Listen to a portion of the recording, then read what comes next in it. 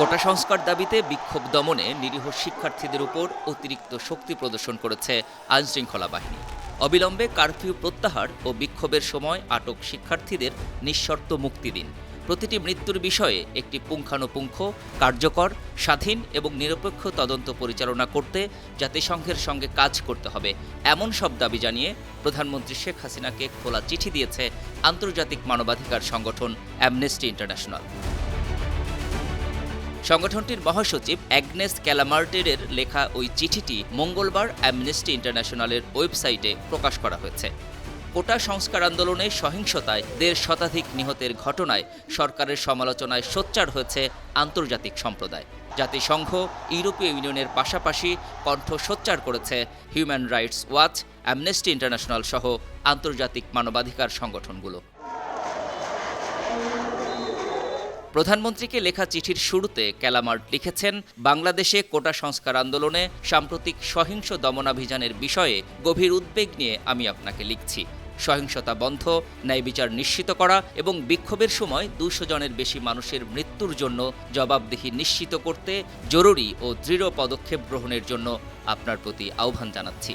সরকারি ও বেসরকারিভাবে প্রকাশ করা মৃত্যুর সংখ্যার মধ্যে অমিল থাকায় উদ্বেগ জানিয়ে চিঠিতে ক্যালামার্ট লিখেছেন, বাংলাদেশের স্বরাষ্ট্রমন্ত্রী গত ২৮ জুলাই এক সংবাদ ব্রিফিংয়ে বলেছেন, সহিংসতায় ১৪৭ জন নিহত হয়েছেন।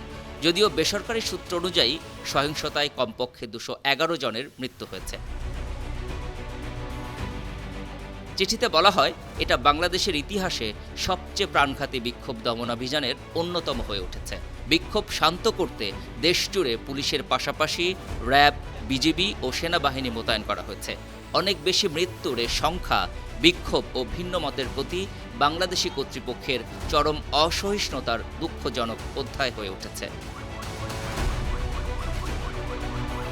বিক্ষোভকারীদের উপর প্রাণঘাতী অস্ত্রের ব্যবহার করে আইন প্রয়োগকারী কর্মকর্তারা দেশীয় ও আন্তর্জাতিক মানবাধিকার আইনের বাধ্যবাধকতা মেনে চলার ক্ষেত্রে শোচনীয় ব্যর্থতার পরিচয় দিয়েছেন বলে মন্তব্য করেন ক্যালামার্ট। চিঠিতে বাংলাদেশ সরকারের প্রতি কিছু পদক্ষেপ নেওয়ার আহ্বান জানিয়েছেন অ্যামনেস্টি ইন্টারন্যাশনালের মহাসচিব। এগুলো হলো: ১.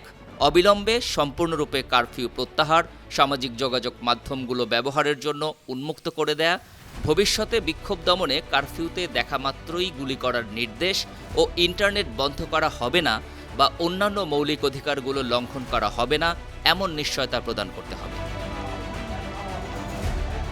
২. শান্তিপূর্ণভাবে বিক্ষোভ করতে গিয়ে যারা গ্রেফতার হয়েছেন তাদের অবিলম্বে নিঃশর্তভাবে মুক্তি দিতে হবে। ৩. আইনশৃঙ্খলা রক্ষাকারী সংস্থাগুলোকে সংযম দেখানোর নির্দেশ দেওয়ার পাশাপাশি বিক্ষোভকারীদের উপর অতিরিক্ত শক্তি প্রয়োগ না করা এবং এ ধরনের ঘটনার পুনরাবৃত্তি রোধে পদক্ষেপ নিতে হবে। ৪. বিক্ষোভ দমনের সময় হতাহতের ঘটনার পুঙ্খানুপুঙ্খ, কার্যকর, স্বাধীন ও নিরপেক্ষ তদন্ত করতে জাতিসংঘের সঙ্গে সহযোগিতার ভিত্তিতে কাজ করতে হবে। এই ঘটনায় আইন বহির্ভূতভাবে শক্তি প্রয়োগের জন্য দায়ী ব্যক্তিদের জবাবদিহি নিশ্চিত করা, এই ঘটনায় ক্ষতিগ্রস্ত এবং বেঁচে যাওয়া ব্যক্তিদের পর্যাপ্ত ক্ষতিপূরণ দিতে হবে। ৫.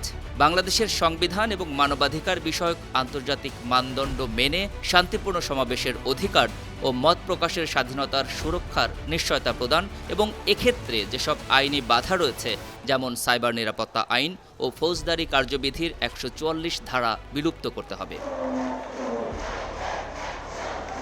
যুক্তরাজ্য ভিত্তিক মানবাধিকার সংগঠন অ্যামনেস্টি ইন্টারন্যাশনালের মহাসচিব ক্যালামার্ট তার চিঠির শেষে লেখেন, উপরের বাধ্যবাধকতাগুলো মেনে চললে আইনের শাসনের প্রতি জনগণের আস্থা ফিরিয়ে আনতে সহায়ক হতে পারে এবং আন্তর্জাতিক মঞ্চে মানবাধিকারের প্রতি বাংলাদেশের অঙ্গীকার প্রদর্শিত হবে। তিনি লিখেছেন, বিশ্ব তাকিয়ে আছে এবং এটা অপরিহার্য যে বাংলাদেশের মানুষের মানবাধিকার রক্ষা হচ্ছে।